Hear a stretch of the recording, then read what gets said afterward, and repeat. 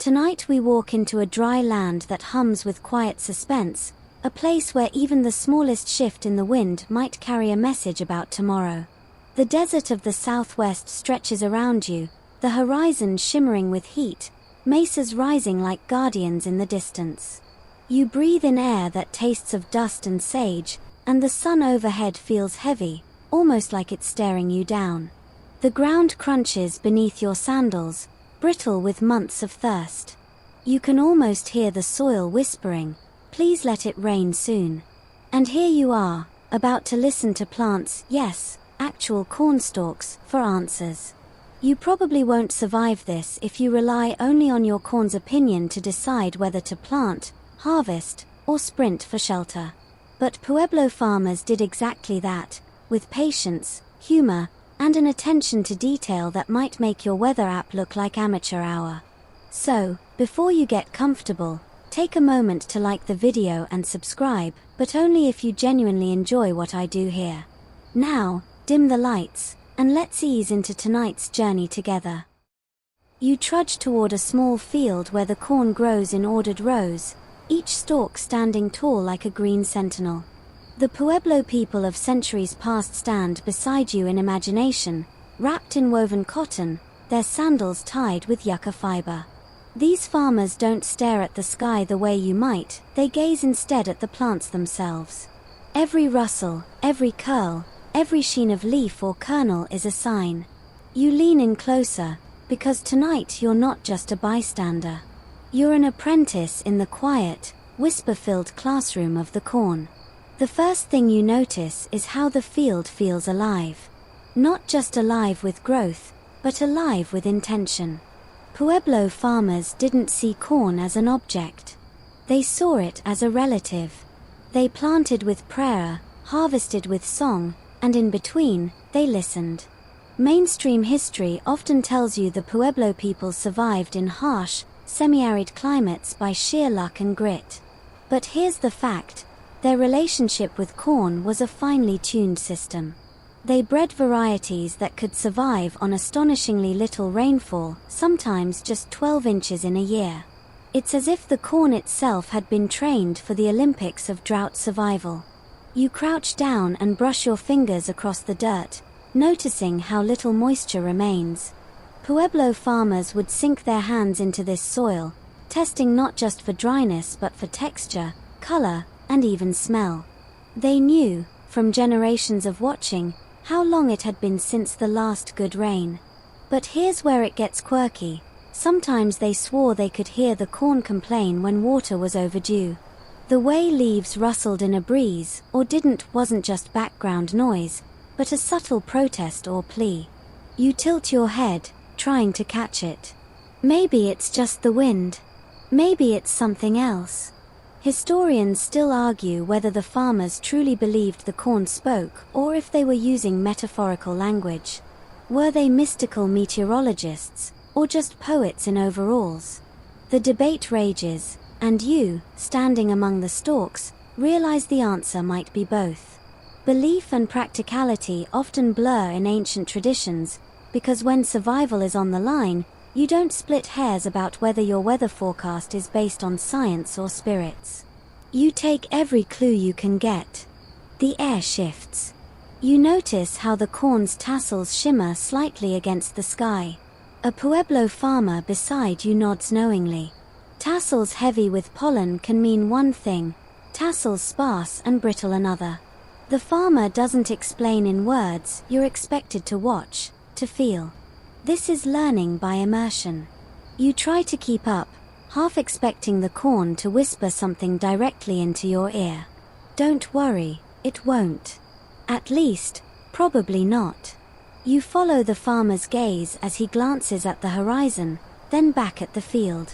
His entire life depends on the ability to catch signals that might slip past someone less attentive. A careless farmer might miss the leaf curling that warns of drought stress. A wise one sees it early and adjusts planting or prayer accordingly. You, on the other hand, are just trying not to sneeze on the pollen. Smooth move, apprentice. There's a joke hidden here, though, because you realize how differently modern people treat plants. You walk past a wilting houseplant and think, maybe I'll water it tomorrow. Pueblo farmers. They read that wilt like breaking news, soil moisture levels are dropping, time to prepare. Where you see just a floppy leaf, they see a paragraph in corn's living weather report. You start wondering if your houseplant has been rolling its eyes at you this whole time. The sun dips lower, and you catch the scent of roasting cornmeal drifting from a nearby home. Food isn't just sustenance here, it's ceremony, connection, the bridge between humans and sky. The farmer beside you hums under his breath, not a full song, but enough to show how words and corn often went hand in hand. Songs weren't just performance, they were ways of aligning human rhythm with nature's. As he hums, you hear the tassels rattle faintly in the breeze, and for one uncanny moment, it feels like they're keeping time. You wonder if you could ever master this art of listening, of treating corn as more than a crop. After all, Pueblo farmers thrived for centuries in one of the most unforgiving landscapes in North America. They didn't have radar or satellites, but they had patience and an ear tuned to subtlety. You stand among them in your imagination, humbled by how much knowledge is stored not in books, but in leaves, husks, and kernels. As twilight slides across the field, the green stalks seem to glow against the fading red of the sky. You feel both small and honored, caught between earth and sky, apprenticed to teachers who don't speak in words but in whispers of growth. You can't help but grin at the absurd thought that somewhere, someone in the 1500s was bragging, "Yeah, my corn told me it's gonna rain tomorrow," while a skeptical neighbor rolled his eyes. Some things never change. The night settles in, the stars pricking holes in the dark. You realize this is just the beginning. Corn has so many ways of speaking, and tonight you'll follow each of them. For now, though, you close your eyes and let the whispers settle into you. Tomorrow's signs are waiting. You wake up to a chorus of wind through stalks, a sound soft and restless, as if the entire field is shifting in its sleep. The Pueblo farmer beside you doesn't hear mere rustling, he hears a conversation. You tilt your head, letting the rhythm sink in. The stalks sway with the breeze, each one a slender antenna tuned to frequencies you don't normally notice. The field becomes a green sea, every crest and dip carrying subtle signals. If you were a meteorologist, you'd fire up Doppler radar. If you're a Pueblo farmer, you simply stand here and let the corn whisper in gusts and shivers. Tall stalks, sometimes towering well over your head, bend at different angles depending on their health and the soil's moisture. A stiff stalk, resisting the wind, suggests sturdiness and water below. A flexible one, bending almost too easily, might hint at stress. To you it's just corn doing corn things. But to the farmer, this is a coded report. Mainstream history notes that Pueblo agriculture thrived precisely because of such attentiveness. You can't waste seed in a land where a single rainless season can spell famine. By watching the sway of the corn, you catch a first glimpse into their survival strategies. Now here's the quirky tidbit. Some oral traditions claim that corn's movement can mimic the sound of rain before it comes. Imagine it a dry day, no clouds in sight, but the corn shushes and rattles like water is already descending. Is that mystical foreshadowing or just coincidence? Historians still argue whether this was farmers interpreting what they wanted to hear, or if subtle shifts in humidity and wind really caused corn to sing in advance of a storm.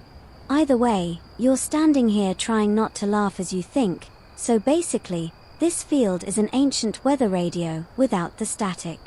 The wind picks up, brushing the leaves against each other. You hear a rasping that almost resembles whispers layered upon whispers. If you wanted to creep yourself out, you'd lean into it and imagine the corn is gossiping about your awkward walk through the rows. But the farmer leans closer, hands on his hips, nodding in approval. He seems reassured. You catch his meaning. This tone, this rhythm, is good. Maybe rain really is near. You remind yourself how reliant the Pueblo world was on reading such cues. They didn't have vast irrigation canals like the Egyptians or Mesopotamians. Instead, they perfected dry farming. That meant planting corn in wide spacing so each stalk had a fighting chance at capturing precious water. It meant reading the field like a text, every plant offering feedback on the season's unfolding drama. You glance down the long row of stalks and realize it's like scanning a long scroll, each fluttering movement a new line to interpret. The humor sneaks in when you think about how your modern weather app sometimes gives you a 90% chance of rain that never shows up. If Pueblo farmers made the same mistake, at least they could blame the corn.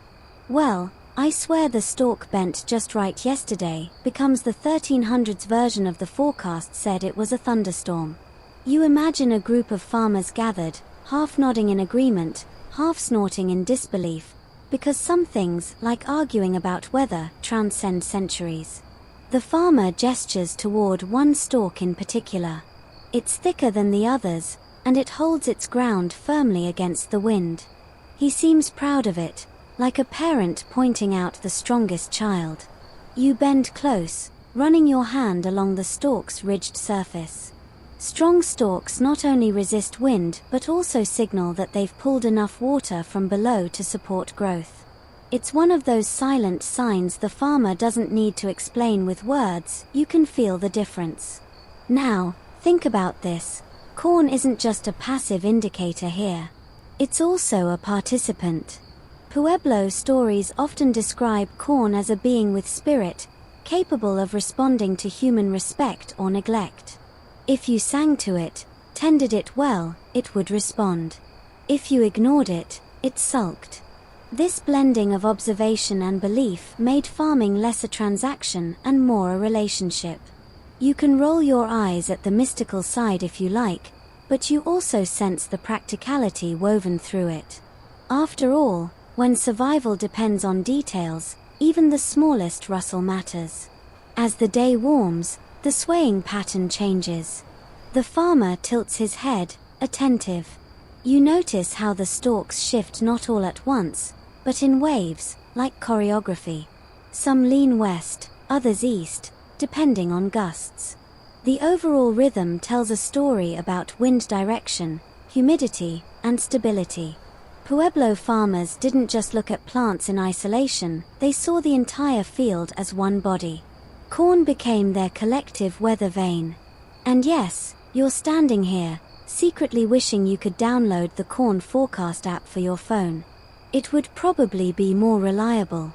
In the distance, you hear the low rumble of thunder, though the sky above remains mostly clear. The farmer squints and smiles faintly. Did the corn predict this? Maybe. Or maybe it's your mind weaving connections, much as ancient farmers did.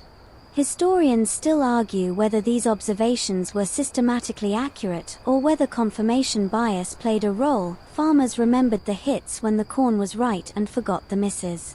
Either way, the belief persisted because it carried hope, and sometimes, hope is as valuable as rain. The field quiets as the wind softens. For a moment, you imagine the corn settling back into silence after delivering its message.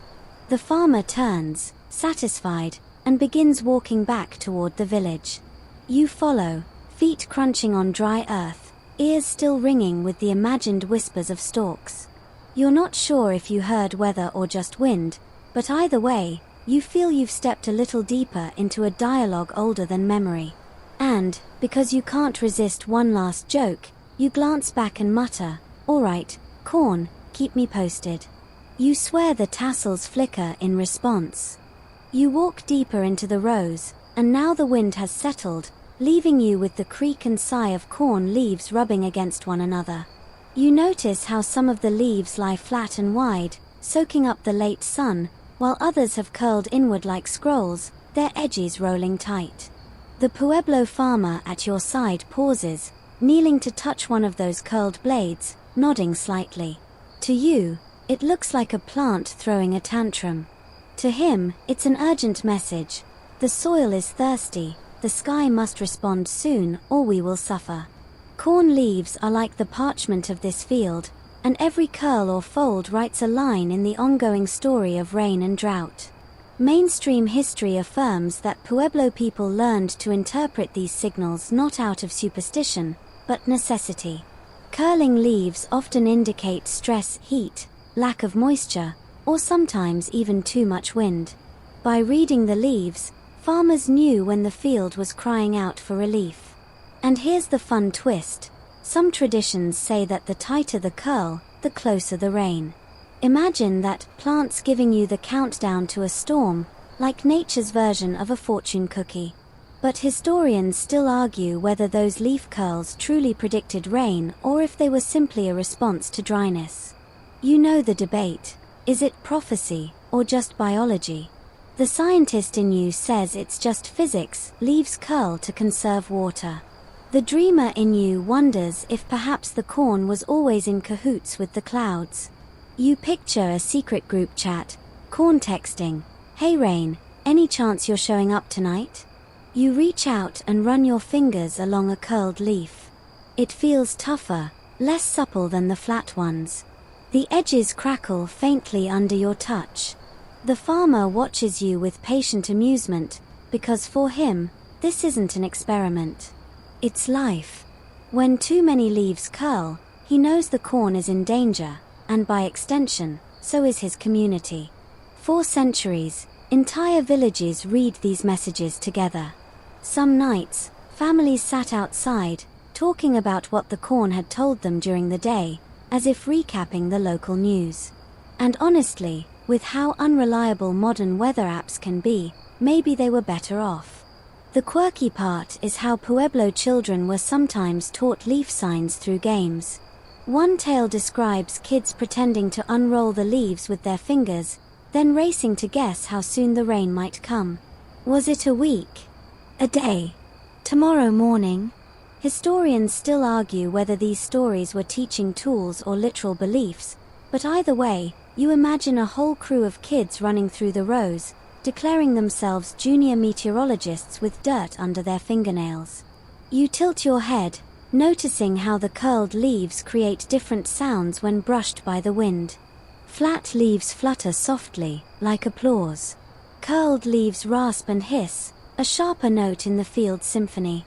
Suddenly you realize, sound itself was part of the farmer's interpretation. A field of flat leaves whispers differently than a field of curled ones. The corn doesn't just look like a weather chart, it sounds like one, too. And if you ever doubted plants could gossip, this would be Exhibit A. The farmer beside you stands, brushing dirt from his hands, and gestures for you to keep walking. As you go, you notice some stalks are half curled, half flat, a confusing middle state. You mutter, "Well, which is it, rain or no rain?" The farmer doesn't answer. He just smiles, because the answer isn't binary. It's all about patterns, not absolutes. Pueblo farmers were less about predicting exact days of rain and more about sensing general trends. This week might bring relief, this month could remain harsh. It was less your weather app's hourly forecast and more like checking a long-range vibe report. In the midst of this, you catch yourself chuckling. Imagine bringing a Pueblo farmer into the modern era and showing him your phone's forecast. He'd probably shake his head and say, "That thing doesn't even look at the leaves."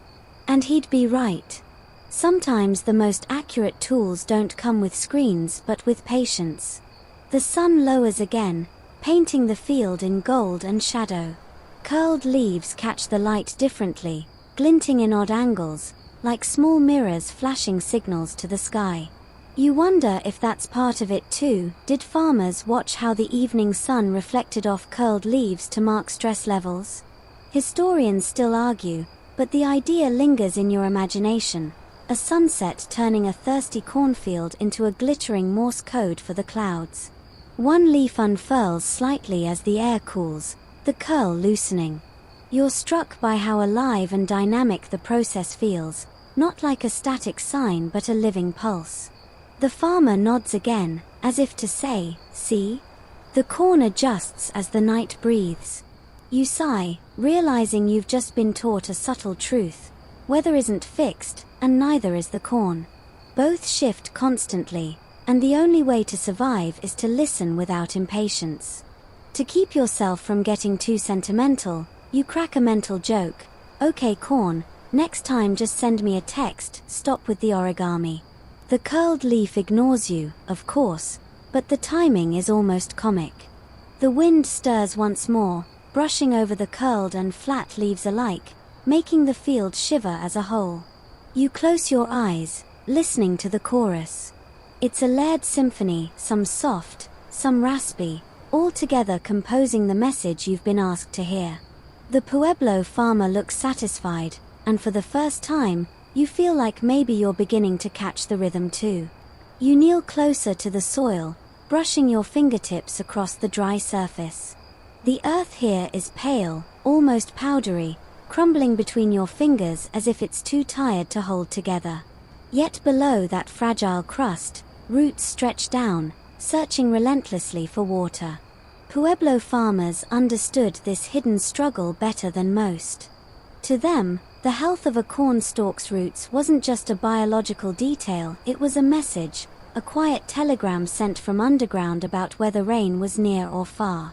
You imagine those roots as scouts, pushing through sand and clay like explorers, mapping moisture long before you could see any signs above ground.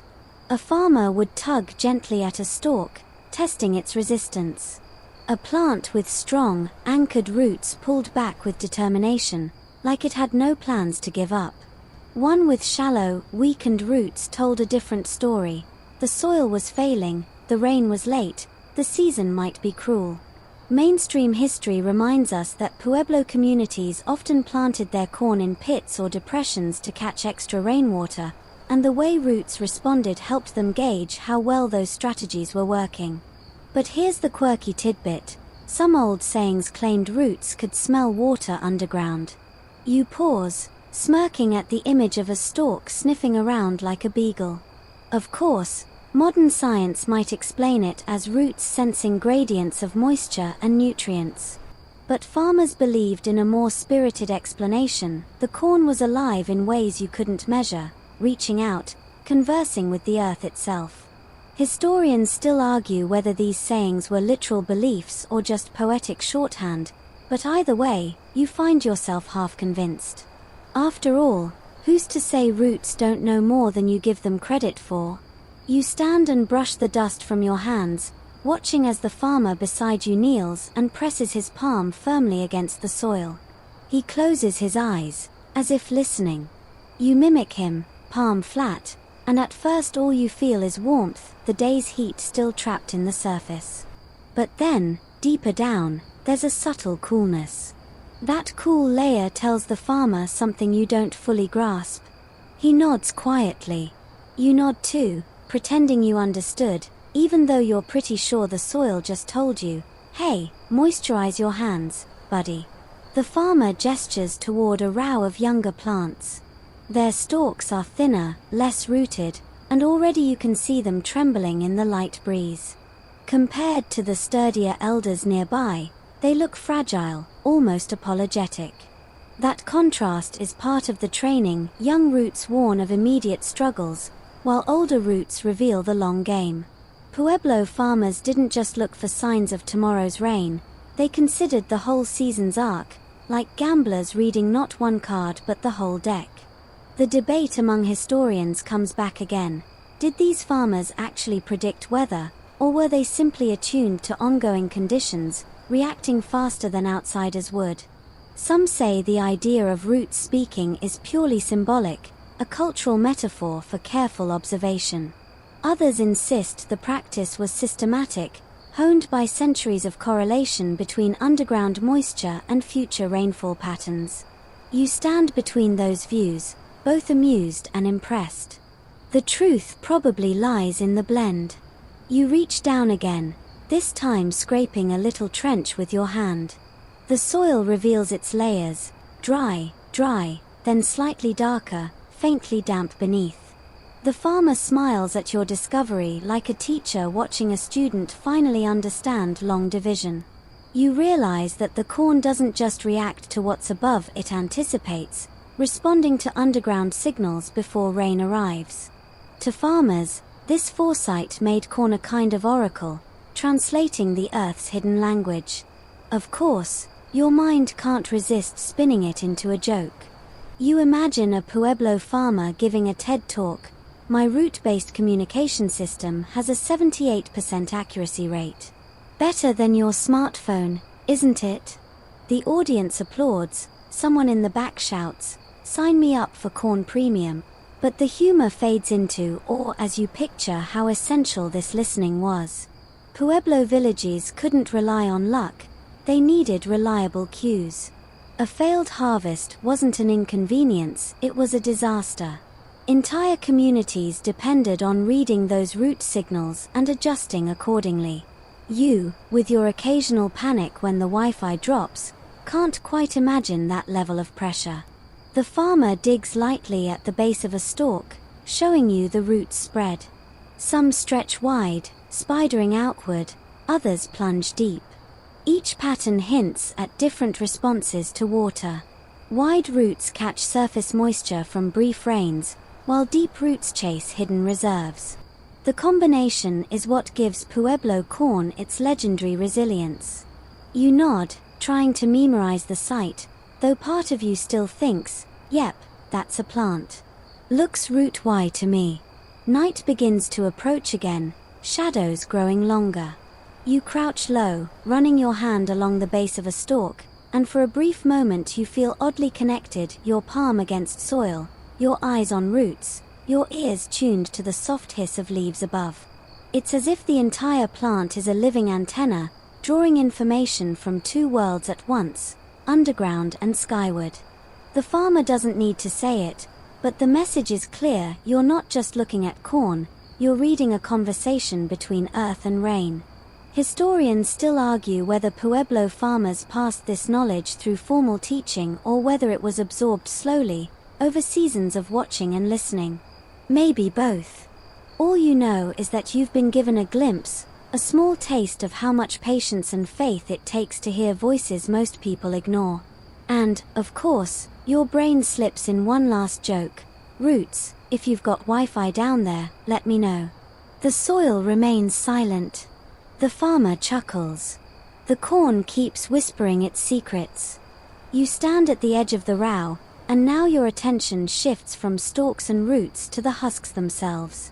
Each ear of corn is wrapped tight in its papery casing, green turning to beige, a sheath that seems both protective and secretive. You tug gently at one and hear the crisp rip of husk fibers separating. Inside, the kernels glisten in neat rows, and the husk's texture seems to carry its own clues, smooth in some places, rough and brittle in others. The Pueblo farmer beside you nods approvingly, because peeling back a husk is like reading the margins of a sacred manuscript. It's where the hidden commentary about rain and growth resides. To a casual eye, a husk is just packaging, nature's gift wrap. But for Pueblo farmers, husks told stories about weather. Mainstream history notes that husks growing tighter and thicker could signal a harsher, drier season, nature's way of protecting kernels from loss.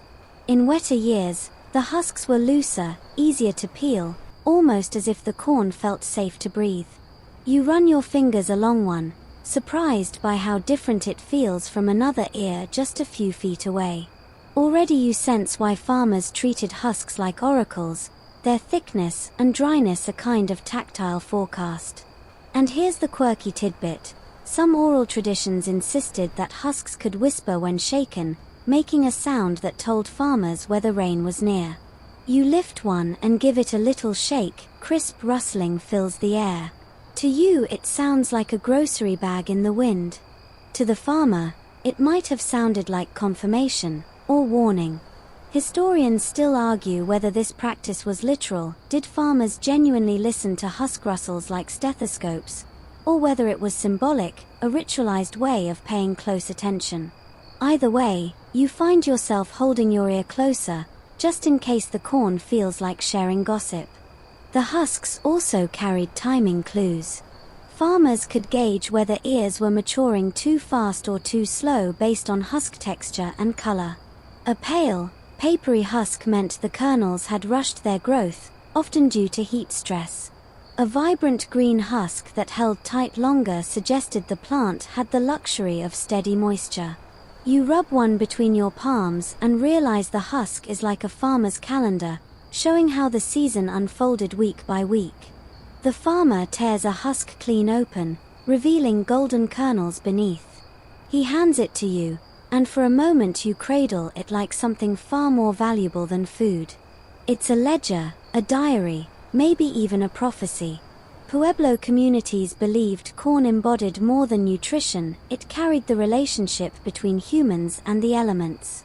That belief made every husk inspection almost ceremonial. You realize your own relationship to corn is usually limited to choosing between buttered or salted. Humbling, isn't it? The debate creeps back into your thoughts. Historians still argue whether reading husks for rain was an observational science or a ritual belief. Did the husks really respond to patterns of moisture in a way that predicted rainfall, or did farmers simply interpret them to match expectations? You glance down at the cracked husks in your hand and wonder if truth is less important than the act of listening itself. Because when you're depending on corn to feed your family, you'd rather read too much into husks than risk reading nothing at all. You watch the farmer collect a few ears, setting them aside. He doesn't take many, just enough for observation.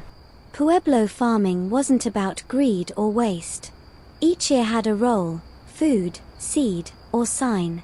You admire that balance, thinking about your own bad habit of ignoring expiration dates in your fridge. You mutter, "Corn's probably judging me right now," and the farmer chuckles, as if agreeing. The husks in your hand rattle again as the breeze picks up. This time, you hear the rustle differently, like a faint, distant shower, rain already imagined before it touches the ground. Your rational brain says, it's just paper-thin plant fibers rubbing together. But another part of you, softened by the evening light and the farmer's calm, thinks maybe there is a message in that sound. You let yourself lean into the possibility. The sky above shifts slightly, thin clouds stretching across the horizon. The farmer squints, compares the sky with the husks in his hand, then murmurs a word you don't quite catch. It's not prediction in the modern sense, it's something more layered, like reading signals from both heaven and earth. You realize the husk isn't an isolated tool, it's part of a constellation of clues, tied to leaves, roots, stalks, and clouds. Corn speaks as a whole, and husks are just one of its many dialects. As twilight deepens, the husks in your hand seem to glow pale against the dim field, like lanterns. You think of them as tiny scrolls, each one inscribed with nature's calligraphy, waiting to be read by someone patient enough to care. You're not sure you'll ever be fluent, but tonight, you've been allowed to peek at the margins of the text. That's enough to make you feel both humbled and oddly proud. For a moment, to break the reverence, you imagine husks as little gossipers at the edge of the field. "Pest, I heard rain's coming Tuesday." The farmer shakes his head at your grin, but you notice his smiling too. Even in reverence, humor has a place, it keeps you awake, keeps you listening. The night air grows cooler, and you set the husks gently on the ground, as if returning borrowed letters to their rightful owner. The cornfield rustles, and you sense the whispers continuing, whether you're listening or not. You cradle an ear of corn, peeled just enough to see the kernels inside, and suddenly it feels less like food and more like a treasure chest. The kernels line up in rows, plump and luminous, each bead holding light in a way that surprises you. Some gleam golden like drops of captured sun, others are paler, muted, almost anxious in their tone. Pueblo farmers leaned in close to notice these differences, because kernels themselves carried signs about the season, about whether rain was already on its way or hiding just over the mountains. Mainstream history often mentions the skill Pueblo people had in breeding drought-resistant varieties of corn. Some kernels grew smaller but tougher, designed to endure long dry spells. Others swelled large and glossy when rains were generous. The Pueblo farmer beside you runs his thumb across a row, nodding slightly. You realize he's not admiring beauty, he's reading data. A shiny kernel might suggest good hydration. A duller, wrinkled one could be a silent red flag. This is nature's barometer, disguised as dinner. Now, here's the quirky tidbit that makes you grin. Some oral traditions described kernels as glowing more brightly in moonlight before a rain. Imagine that, your midnight walk through the field interrupted by corn twinkling at you like disco lights. Of course, historians still argue whether this glow was real or whether it was a poetic way to talk about how moisture plumped the skins of kernels, making them more reflective. Science or symbolism? You shrug, because either way, it sounds fabulous. Corn as a natural mood lamp?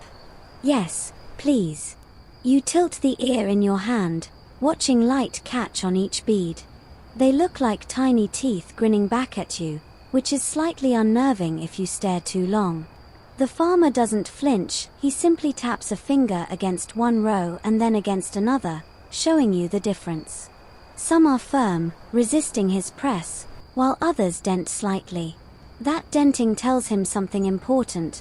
The water inside is evaporating faster than it should, meaning rain might be overdue.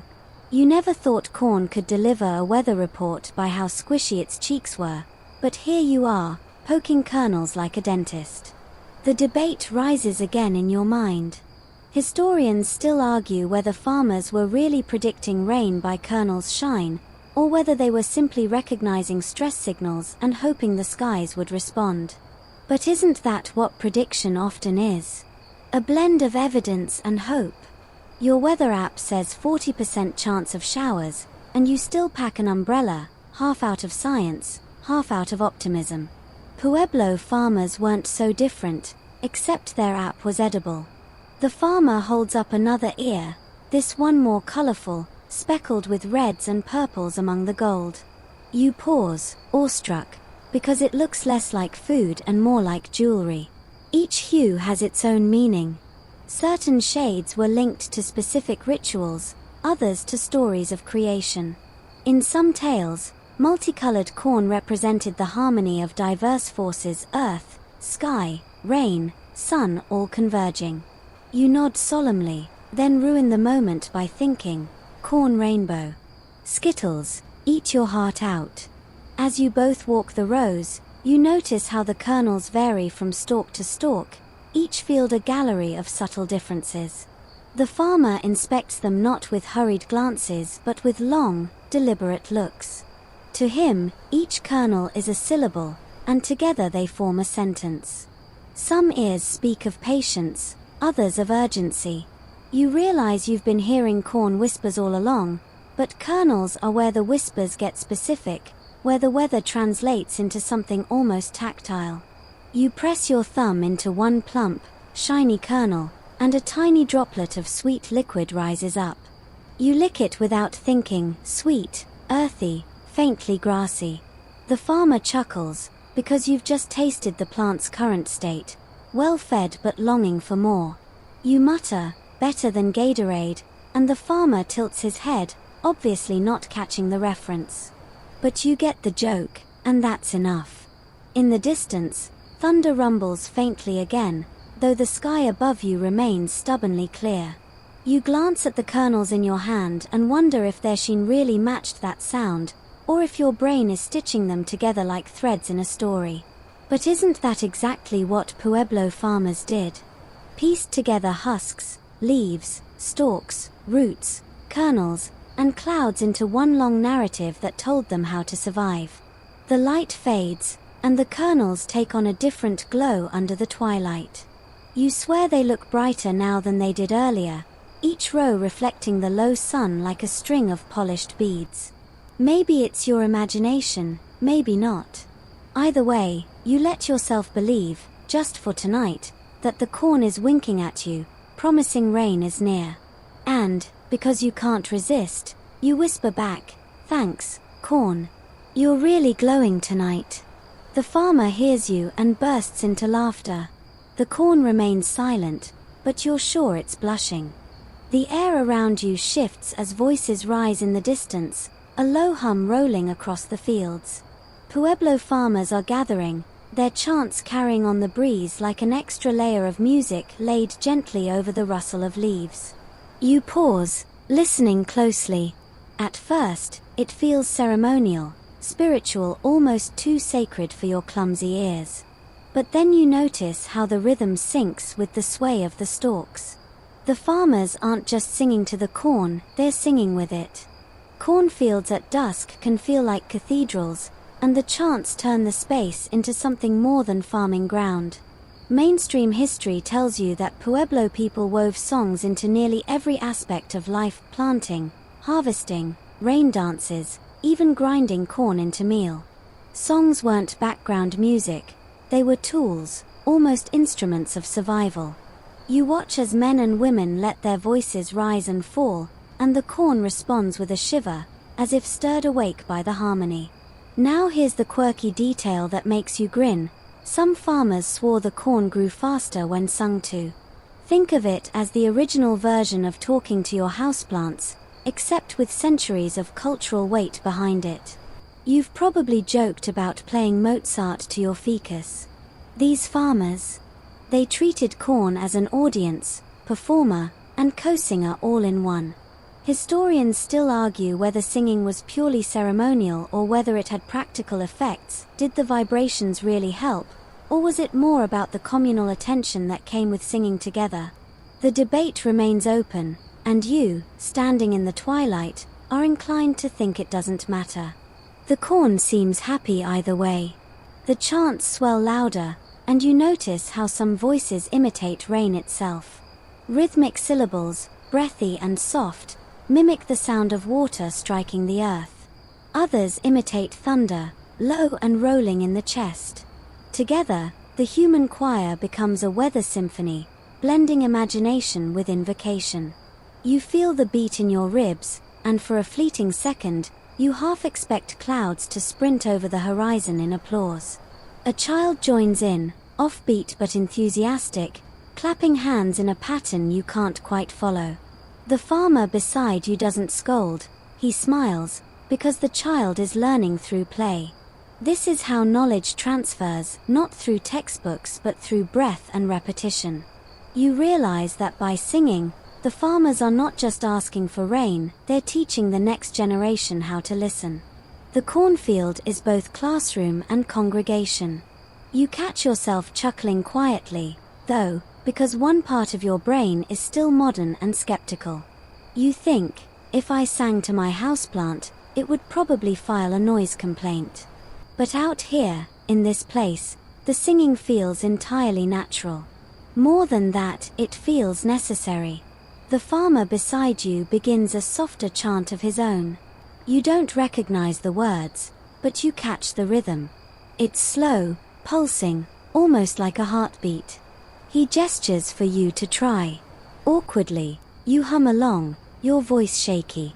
The stalks sway around you, leaves brushing against each other, and the farmer nods, satisfied. You grin sheepishly, thinking, well, congratulations me, I'm officially a corn crooner. Historians still argue whether such songs were standardized, specific chants for planting, others for rain, or if they were improvised, shifting with each singer. Some say they were codified prayers, carefully preserved. Others say they were as flexible as jazz, adapting to mood and moment. Watching now, you lean toward the latter. Each farmer seems to bring their own rhythm, weaving it into the group's whole. The corn doesn't mind. To the plants, it probably all sounds like affection. As twilight deepens, the chants grow softer, fading into something closer to lullabies. Farmers leave small handfuls of cornmeal at the base of certain stalks, offerings folded into the music. The scent of roasted corn from earlier drifts on the wind again, mingling with song, until you feel completely wrapped in a sensory cocoon, sound, smell, sight all braided together. The farmer turns to you, eyes glinting in the low light. He doesn't need to explain that singing is as much about rain as it is about respect. To sing is to acknowledge the corn as kin, to remind yourself you are not separate from this green world. You nod back, humbled. Somewhere deep inside, you know you'll carry this moment long after the sound fades. And because you can't resist breaking the solemnity, you mutter, "So, karaoke night, but make it agricultural." The farmer laughs, the corn sways, and even the night air seems to chuckle with you. The songs linger long after voices fall silent, woven into the hush of the field. You close your eyes, still humming under your breath, unsure if you're singing to the corn or if the corn is singing to you. The sun sinks lower, and shadows stretch across the field, crawling between the rows until the corn seems wrapped in stripes of gold and black. You pause, struck by how much these shadows move, how quickly they shift as the light fades. Pueblo farmers paid attention to this too, because the dance of shadow and sun wasn't just pretty, it was another set of signals folded into the day's conversation with the plants. You crouch down so your eyes are level with the stalks. Long shadows cut across the leaves, making some gleam while others fade into dark. Mainstream history tells you that Pueblo people often aligned their villages and fields with celestial patterns, the movement of the sun, the phases of the moon. Shadows weren't accidents, they were guides. Farmers noticed how the angles of light played over their fields, how shade fell on certain rows earlier or later. These shifting patterns affected how the corn grew, how it curled its leaves, and even how it hinted about rain. And here's the quirky tidbit. Some oral traditions claimed that shadows pointed toward storms. Not literally like arrows, but the length and angle of a corn's shadow at certain hours could be read as omens. Imagine checking the position of your plant's shadow like you check your phone compass. Historians still argue whether this was a codified system or more of a poetic interpretation. You stand here, watching a long thin shadow stretch across the dirt, and you think, yep, that one's totally pointing to the rain, or maybe just to the snack table. The farmer at your side doesn't laugh at your inner joke. He traces the shadow of a stalk with his hand, nodding solemnly, as if confirming something. You mimic him, your finger dragging along the dirt where light has carved its mark. To you it feels like doodling. To him it's reading. As twilight deepens, you notice the temperature drop in the shaded parts of the field. The corn responds differently where the ground cools faster, the leaves stiffening or relaxing. Farmers knew that shade wasn't just absence of sun, it changed the plant's behavior. A row that slumped early in the shadow might be sending a message: soil moisture is low here, watch for signs of drought. A row still standing tall even after shadow suggests strength, resilience, maybe even hidden water below. You realize you've been ignoring shadows your whole life, treating them like background actors, when in fact they're part of the main performance. Your eyes wander to the horizon. Shadows stretch long across the mesas, too, like the land itself is playing along. Pueblo farmers often used those mesa shadows as natural clocks, marking time for planting or ritual. You imagine entire villages glancing at the cliffs each evening, seeing more than beauty, seeing schedules and signals. And yes, you chuckle, because you know if it were you, you'd forget to check until someone reminded you, hey, your shadow clock says you're late again. The farmer guides you deeper into the rows, where shadows overlap, creating a patchwork of dark and light. The effect is dizzying, like walking through a flickering mosaic. He stops at a spot where the stalks seem to shimmer more than others, their leaves catching just enough light at just the right angle. He points and murmurs. You don't know the word, but you catch the meaning. This shimmer, this particular mix of shadow and glow, is a good sign. Rain might be close. Historians still argue whether these observations were genuinely predictive or whether farmers created meaning as a way of comforting themselves during uncertainty. But as you stand there, watching the field glitter faintly in the last light, you don't care. It feels real, and sometimes feeling real is what keeps you steady in a world of doubt. The shadows grow thicker, swallowing the space between rows until you're almost walking through corridors of darkness. Your ears heighten in compensation, catching the faint rasp of leaves brushing against each other. You think about how shadows and sound together create a full-bodied message. Farmers weren't just looking or hearing, they were blending senses, treating the entire field as a living sensor network. At one point, you catch your own shadow stretching absurdly long, towering over the corn. You laugh softly. Look at me, Rain Prophet Deluxe. The farmer glances at your shadow too, then back at you, expression unreadable. For a second, you think maybe your shadow really is telling him something. You hope it's not tattling about how many snacks you ate earlier. As darkness fully takes hold, you realize that shadows don't disappear, they just shift their allegiance to the moon. Soon, the moonlight will cast its own pale lines across the field, another layer of signs to be read. For now, you stand quietly, letting the last streaks of sunlight fade, watching the corn slowly vanish into silhouette. The farmer pats your shoulder. No words. Just a reminder, you've learned to read a new voice tonight, the language of shadows. Tomorrow, there will be more. And because you can't resist, you whisper into the dark, "Hey corn, your shadow game is on point." Somewhere in the rows, a leaf flickers in the breeze as if bowing in thanks. A flutter breaks the silence, wings beating against the dusk. You look up just in time to see a crow swoop low over the cornfield, its dark body cutting across the pale strip of sky. The bird circles once, then disappears beyond the rows, but the farmer beside you tilts his head, as if noting the direction like an entry in a ledger. To him, that crow wasn't random. It was part of the ongoing weather report. Pueblo farmers didn't read corn alone. They paid attention to the creatures who lived among it, too. Birds, insects, coyotes, rabbits, all of them were unofficial messengers. Mainstream history often notes how indigenous communities observed animal behavior for signs of weather, the way birds flew lower before a storm, or how ants built taller mounds when rain was coming. Here, the corn and the creatures form a duet, each adding a clue to the puzzle. Here's the quirky tidbit that makes you smirk. There are stories that coyotes were corn's gossip partners, slipping through the rows at night and whispering with the plants about when storms would come.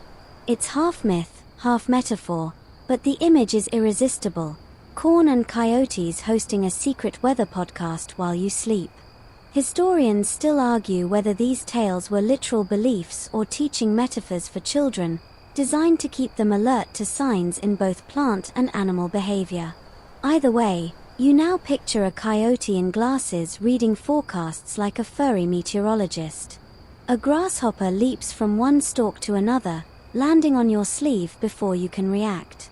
You yelp, shake it off, then immediately regret your overreaction because the farmer chuckles. To him, that insect is not just a pest, it's part of the dialogue. Grasshoppers arrive in greater numbers when conditions shift, their sudden presence hinting at weather changes. You think of them as nuisances. He thinks of them as messengers.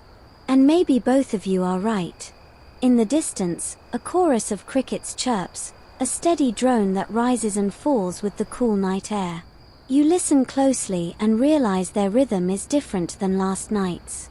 The farmer notices too. To his trained ear, the pace and pitch of insect song can indicate humidity. To your untrained one, it just sounds like louder. Still, you find yourself wondering if tonight's insects are already preparing for rain, tuning their violins accordingly. Your gaze drifts toward the horizon again, where a hawk hovers, wings spread wide. It dips low, almost brushing the tops of the corn. Farmers saw such movements as signs. Two birds flying close to the ground often meant a storm was pressing air downward, a prelude to rainfall. You mutter, so basically, it's like watching nature's airline traffic. The farmer doesn't get the joke, but the hawk spirals upward again as if it does. Historians still argue whether these animal signals were consistent enough to count as reliable forecasting or whether they were woven into a broader fabric of superstition. But standing here, you start to notice how seamlessly it all fits. the crow's flight, the grasshopper's leap, the cricket's song, the hawk's hover. The corn isn't isolated. It's a node in a vast, interconnected web, and the animals are the threads tugging on it. You crouch to the ground, noticing small tracks in the dust. Rabbit prints, moving in zigzags between rows. Rabbits tended to appear more openly before storms, their hunger driving them to forage quickly. The farmer nods when you point, confirming what you've just guessed. You grin, feeling like you've finally solved one clue in this giant living crossword puzzle. Then you ruin your triumphant moment by mumbling, Sherlock Holmes, but make it Bunny edition. As the night deepens, more sounds join the field's orchestra. A coyote howls in the distance, long and wavering. You shiver, not from fear but from the uncanny timing. You can't help but feel like the coyote is announcing the forecast to anyone who'll listen. The farmer listens too, eyes closed, as if letting the howl stitch itself into the story he's been reading all day. You stand there awkwardly, thinking, if this were me, I'd just check my weather app and call it good. But maybe your app never caught the nuance of a coyote's howl. By now, you've learned that animals don't just decorate the cornfield. They participate in it. They complete it. You glance at a stalk swaying gently in the breeze and imagine it whispering something to the crow, the grasshopper, the cricket, and the coyote. Together they make a full sentence. You're just here, learning how to eavesdrop. And because you can't resist one last jab, you mutter, if the corn and coyotes really are gossiping, I hope they don't mention how clumsy I was with that grasshopper. The farmer laughs out loud this time, shaking his head. The corn doesn't deny it, which is suspicious. You breathe in the cool night air, heavy with insect song and the scent of soil. The corn keeps standing tall, the animals keep weaving around it, and you stand quietly in the middle, realizing you're part of the story too, whether you understand the language perfectly or not. Your eyes lift instinctively toward the sky, as if all the whispers from roots, leaves, husks, kernels, shadows, and animals have been pointing you upward this whole time. The corn has given you clues, yes, but the real stage where decisions are made stretches vast and blue, or tonight, bruised purple above your head. Pueblo farmers never separated the field from the sky. They read them together, comparing corn's subtle signals with the moods of clouds rolling over mesas. The horizon smolders with streaks of rose and ash. Wisps of clouds stretch thin at first, like pulled cotton, then cluster, heavy and grey, stacking into layered towers. Mainstream history records that Pueblo farmers were practiced skywatchers. They knew the difference between harmless cirrus drifting like feathers and towering cumulonimbus hinting at thunderstorms. They'd tilt their heads exactly like you're doing now, noting shapes, directions, and the way the wind shifted against their skin. To them, clouds weren't just floating fluff, they were the visible diaries of water itself. Here's the quirky tidbit that makes you grin. Some farmers described clouds as resting sheep, herds grazing slowly across the heavens. The way those sheep bunched together or scattered apart became metaphors for rain's intentions. A tight flock meant storms. A loose drift meant disappointment. And yes, you immediately imagine the world's strangest weather app, complete with BAA sound effects. Tonight, your forecast is 40% chance of sheep stampede. Historians still argue whether such sheep cloud analogies were used as formal teaching tools or whether they were casual metaphors that storytellers later exaggerated. Either way, you can't unsee it now. Every cloud looks woolly. The farmer beside you squints at a massive cloud bank pushing in from the west. He doesn't just see shape, he sees color, density, and how shadows flicker across the ground below. He compares this with the way the corn has been curling its leaves, the sheen of the kernels, even the coyote's earlier howl. It's not cloud reading or corn reading alone, it's synthesis. You're basically watching the human brain function like a supercomputer, cross-referencing dozens of natural tabs open at once. You sigh, knowing that meanwhile your own brain can barely manage 2 browser tabs before crashing. Thunder growls faintly, low and distant, and the cornfield seems to shiver with anticipation. You realize that the farmer's eyes aren't glued only to the sky. He glances down, then back up, as though measuring whether the corn's signs and the cloud's shapes align. If they contradict each other, he'll wait, watch longer. If they confirm one another, the prediction grows stronger. You, too, start trying to play detective, but your inner monologue is less impressive. That cloud looks like a turtle. That other one looks like a sandwich. Yep, we're doomed. Historians still argue whether the Pueblo's cloud interpretations were as precise as later European weather diaries or whether they leaned more into symbolic storytelling. But that debate fades when you realize that precision isn't the only measure of success. What matters is whether the corn got planted, whether people were fed, whether rain came when desperately needed. To the farmers, clouds were never abstract, they were promises or warnings made visible. The wind picks up suddenly, rushing through the corn with a hiss that sounds almost like applause. You can't help grinning. It feels like the field itself is cheering the arrival of those towering clouds. The farmer raises his palm, feeling the wind's temperature, the subtle dampness threading through it.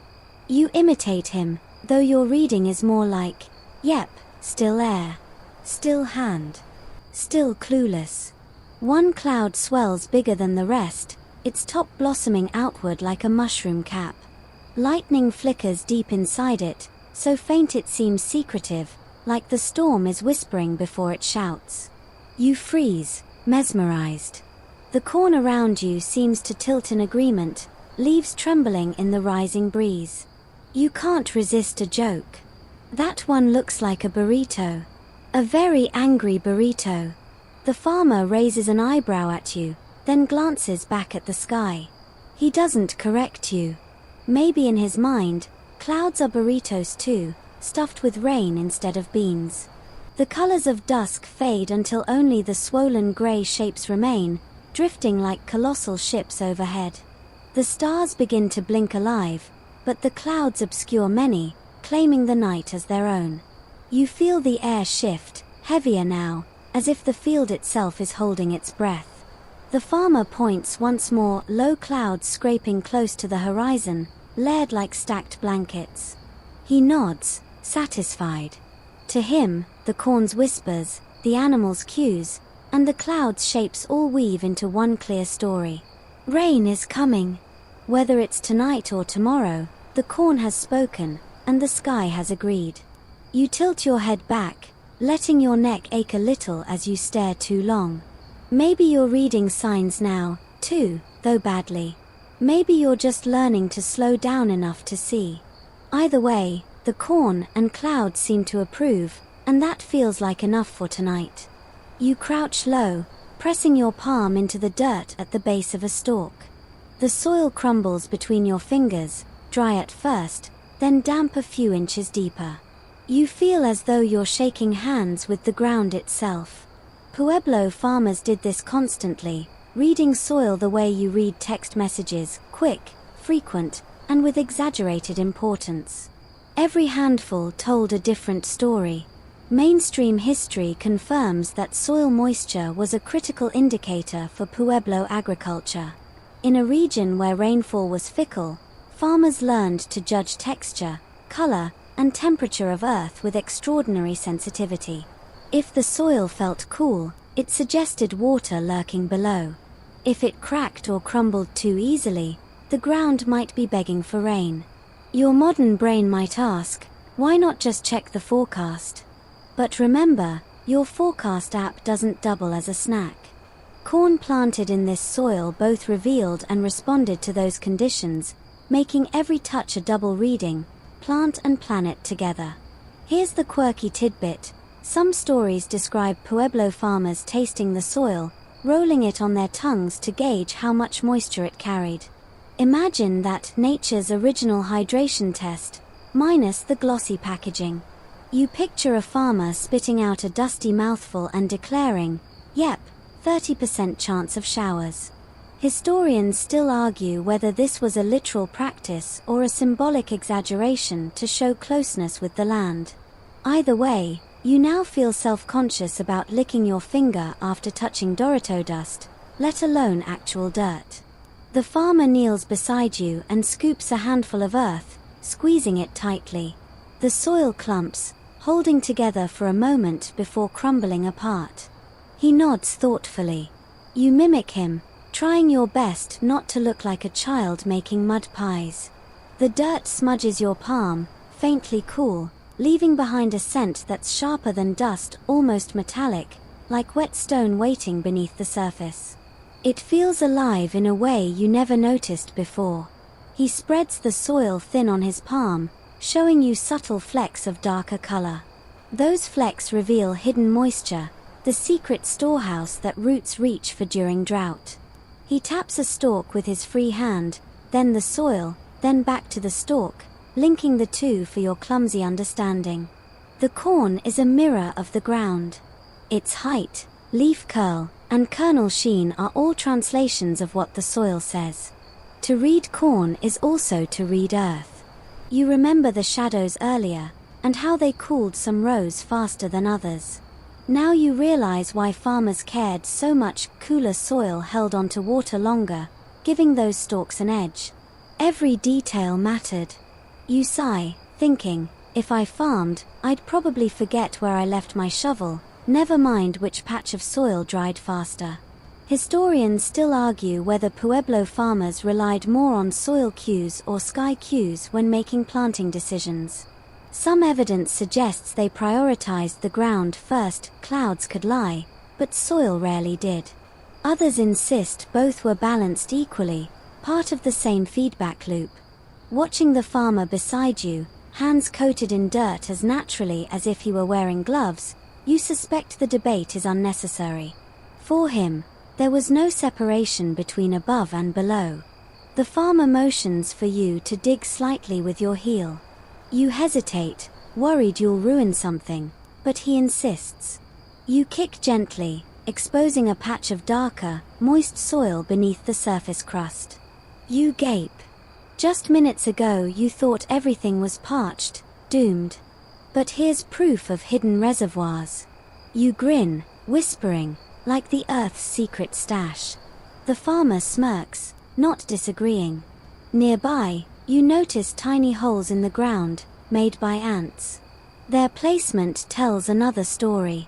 Ants often dug deeper when rains were imminent, adjusting their architecture to prepare. Once again, animals and soil combine their hints, and the corn reflects them too. It's like every layer of existence is trying to help you understand weather, if you just bother to pay attention. You cup another handful of soil, close your eyes, and breathe in its smell. Petrichor, you realize, that faint sweetness that comes before rain, already lingers here.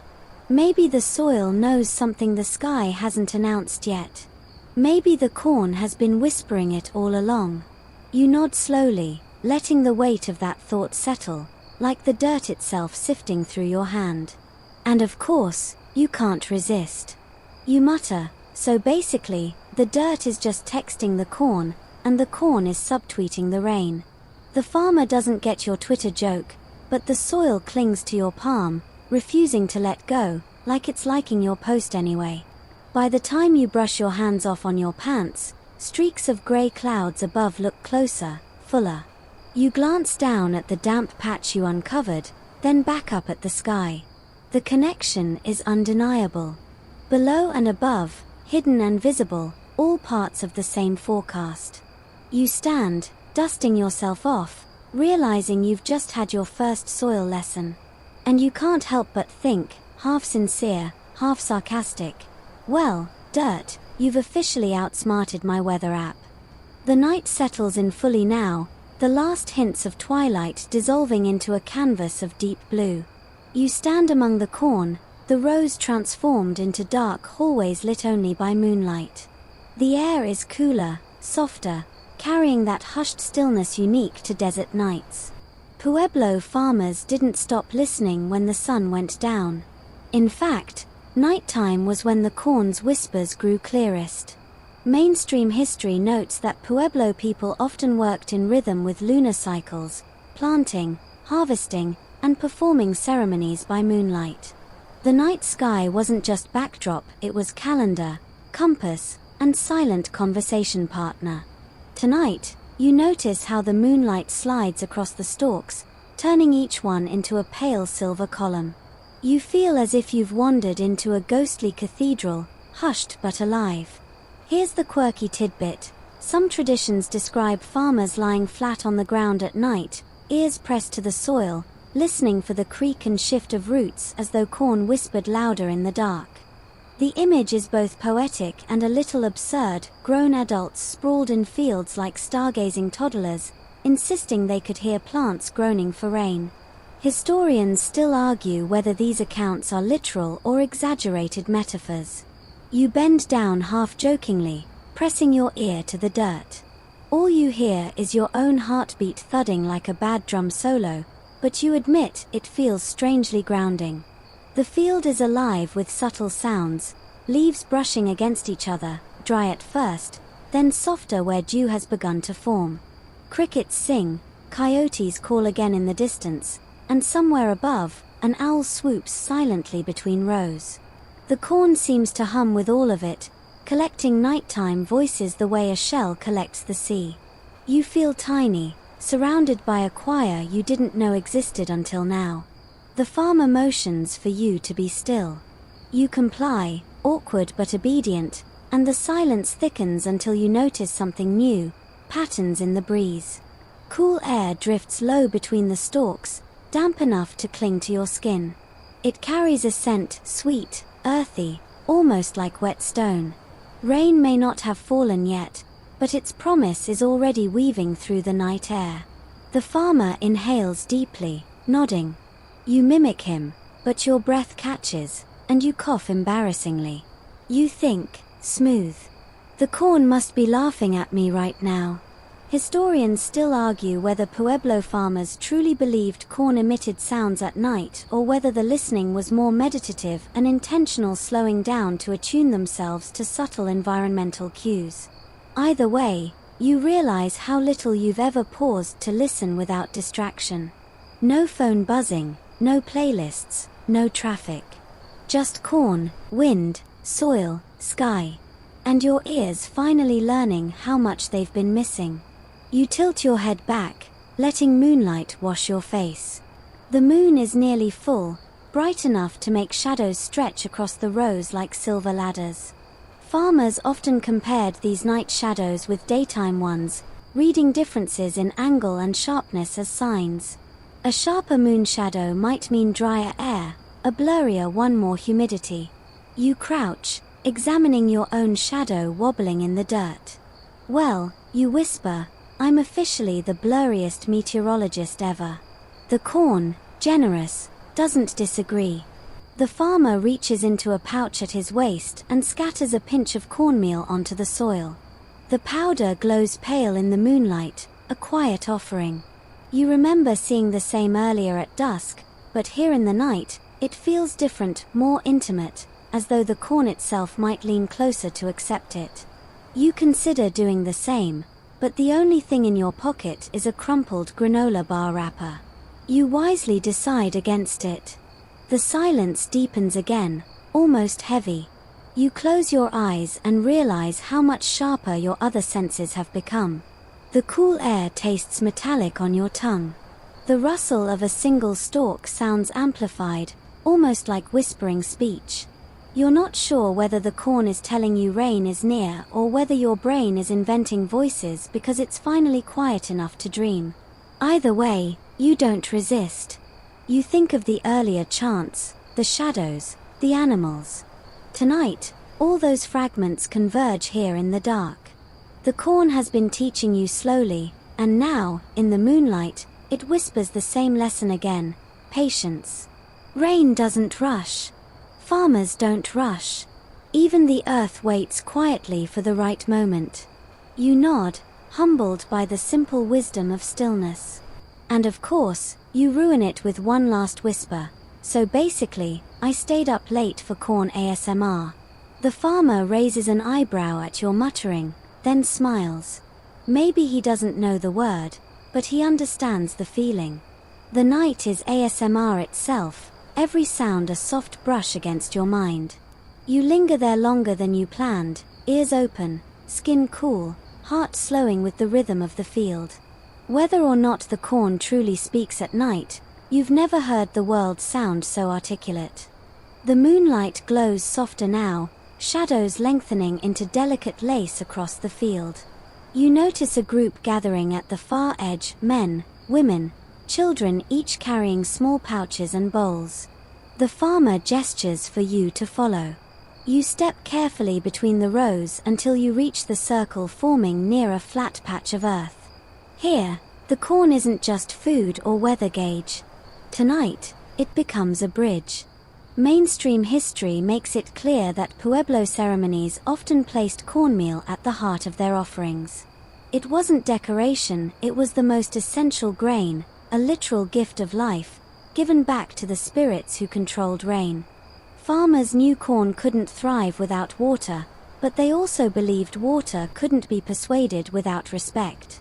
You watch as a woman scatters a pinch of cornmeal into the air, the powder catching moonlight like golden dust. It floats, drifts, then lands silently on the soil. The act feels both humble and bold, as though humans are daring to speak in the same language as clouds.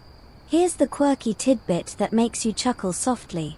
Some communities described cornmeal offerings as feeding the clouds. The idea was that if you nourished the sky, it would nourish you back with rain.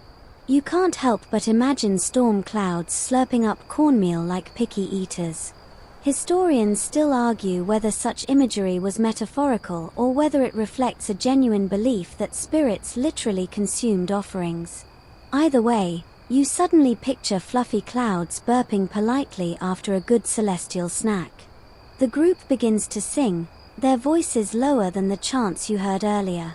These aren't working songs, they're ceremonial, melodic, rising and falling in deliberate patterns.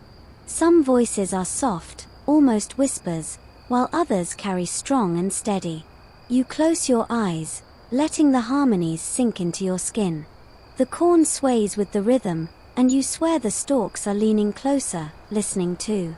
A child steps forward, scattering more cornmeal in small circles on the ground. The patterns are intricate, spirals and lines you don't fully recognize.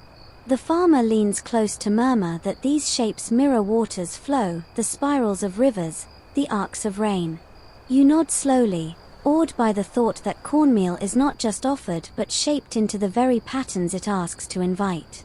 You reach into your pocket instinctively, but again, you only find that crushed granola bar wrapper. You sigh, whispering, "Sorry clouds, you'll just have to imagine it." The farmer notices your empty hand and grins, as if forgiving your lack of contribution. The corn doesn't seem to hold it against you either. The singing grows louder now, voices layering until they almost echo off the surrounding mesas. The sound is haunting yet soothing, like a lullaby sung by a whole village at once. You remember the earlier phrase about patience, and suddenly it clicks. This ceremony isn't about rushing rain to appear. It's about aligning yourself with the possibility, softening into readiness. The corn teaches patience, the ceremony teaches humility. Together, they prepare the heart as much as the soil. Historians still argue whether these rituals were seen by the farmers as guarantees or as hopeful invitations. Was the act of sprinkling cornmeal believed to cause rain, or was it simply a way of showing respect no matter what the sky decided? Watching tonight, you lean toward the second. These people aren't demanding, they're conversing. They're offering first, asking second. It's a very different approach from your modern tendency to shout at your phone when it refuses to load a weather app. A breeze stirs, lifting the scattered cornmeal into the air again, spinning flecks upward like miniature stars. The crowd hums in unison, as though acknowledging the wind's cooperation. You follow their gaze to the clouds overhead. They're thicker now, darker, edging closer. Whether coincidence or cosmic courtesy, You can't help but smile. You whisper under your breath, "Well played, corn. Well played." The farmer beside you catches the words, and though he doesn't ask, his faint smile tells you he's heard similar mutterings from strangers before. The ceremony quiets, voices fading until only the rustle of leaves remains. People disperse slowly, bowing heads slightly as they pass the stalks. No one rushes. No one checks a clock. The cornmeal spirals glow faintly on the ground, fragile offerings that will vanish by morning. But for now, under the moonlight, they feel permanent, etched into memory if not into earth. You linger a little longer, reluctant to leave. You realize that tonight, the corn has gone from whispering weather to shaping prayer, from silent antenna to sacred altar. And you, awkward granola bar-pocketed outsider, were invited to stand among it. The ceremony fades, but the cornfield remains restless. The clouds above grow heavier, swelling like enormous water jars waiting to tip. You tilt your head, tracing their edges in the moonlight. The air feels denser, pressing closer to your skin, as though the whole atmosphere is leaning down to listen. The farmer motions for you to walk with him along the rows. You obey, crunching softly on the soil that still glimmers with scattered cornmeal. Mainstream history reminds us that Pueblo farmers were not merely farmers, they were observers, interpreters, and even philosophers. Their knowledge was practical but also deeply spiritual, and the two could not be separated. Walking now, you feel how every step is part science experiment, part prayer. The stalks brush your arms, their roughness oddly comforting, like the steady presence of an old friend.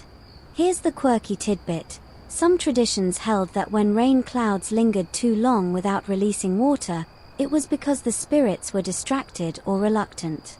People might clap, shout, or even mimic the sound of thunder to encourage the clouds to let go. You can't help but grin at the thought, entire communities yelling skyward, trying to coach clouds into doing their job. Historians still argue whether these performances were believed to physically trigger rain or whether they served as communal morale boosters during tense droughts.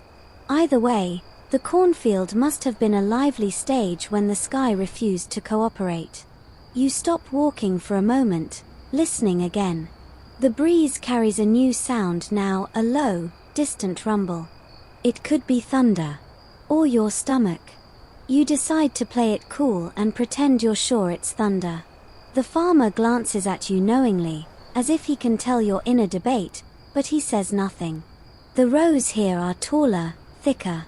They close around you, narrowing into what feels like a green corridor. Moonlight filters only in thin slits. It's darker, quieter, and the air smells of raw vegetation. The corn seems to hold its breath, waiting with you. You realize how eerie it is to be surrounded by plants that might outlast you, that might already know what tomorrow's sky will bring. You probably won't survive this, you mutter jokingly to yourself, borrowing the earlier sarcastic warning from the start of the night. The corn sways as if agreeing.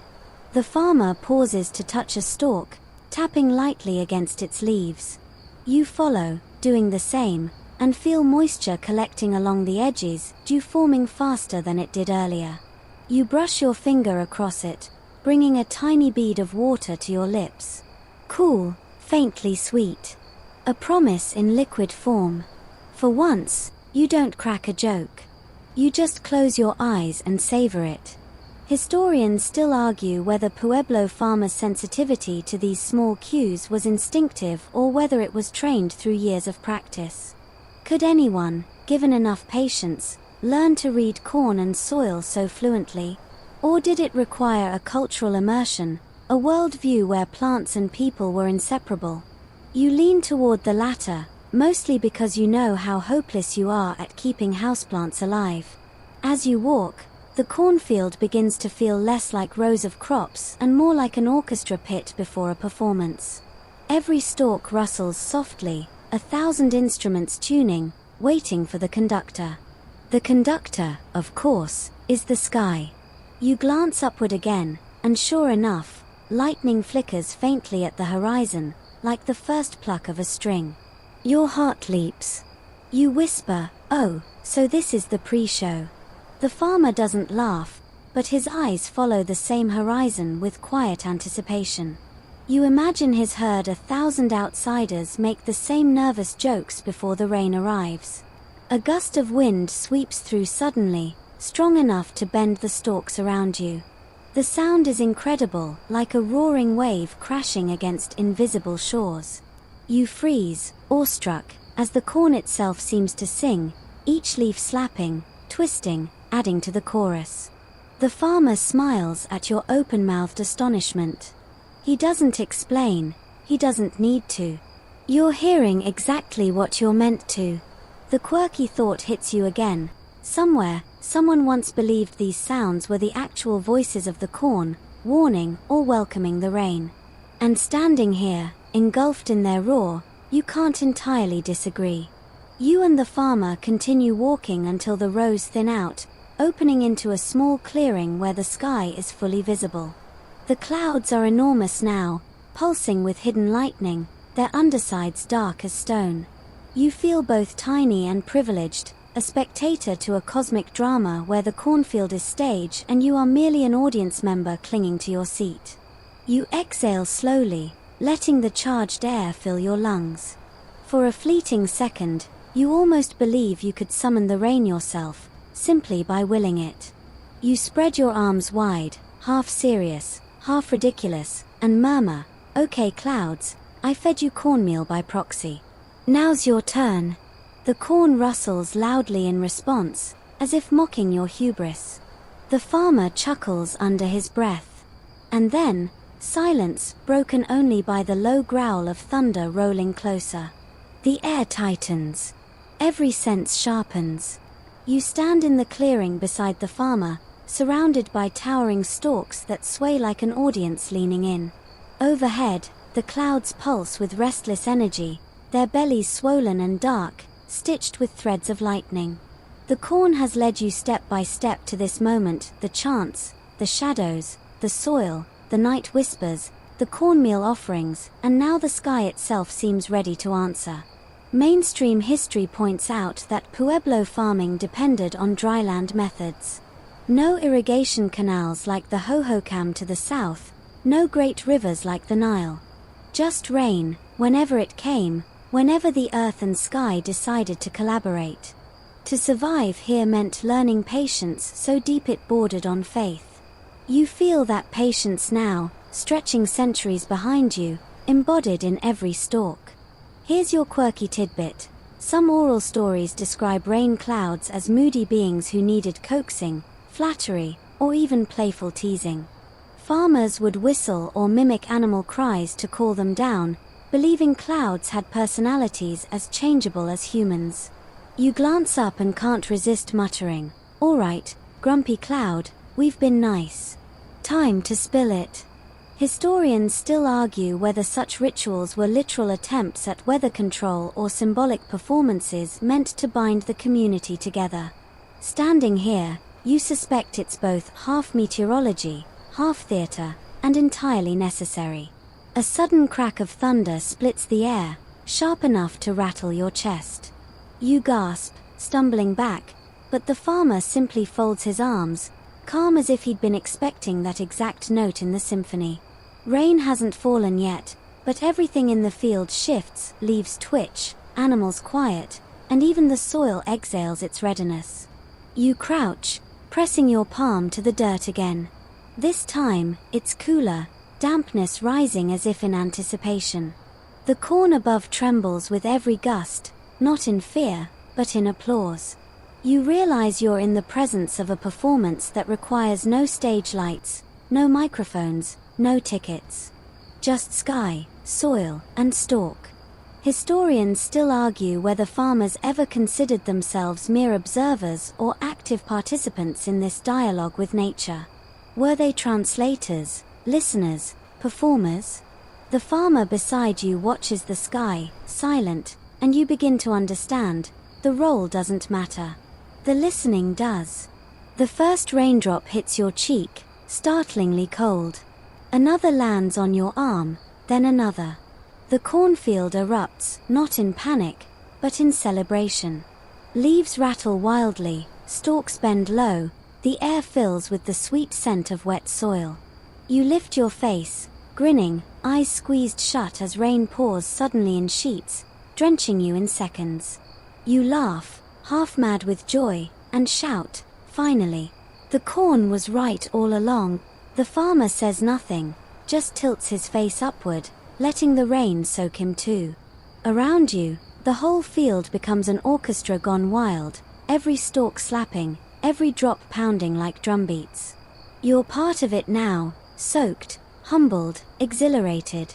The storm deepens, lightning flashing, thunder rolling, rain hammering the ground until puddles form between rows.